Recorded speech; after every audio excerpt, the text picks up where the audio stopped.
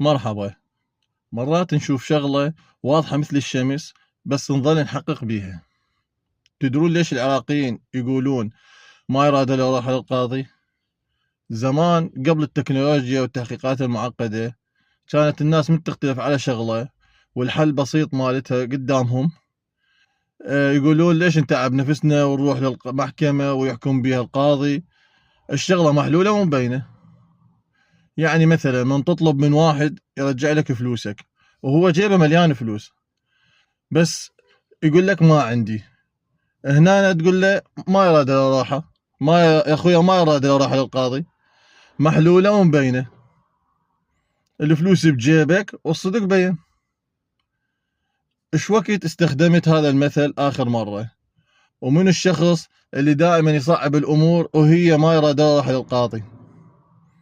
دز له الفيديو وذكره. انتظروني باكر، عندي مثل اخر وقصه اخرى.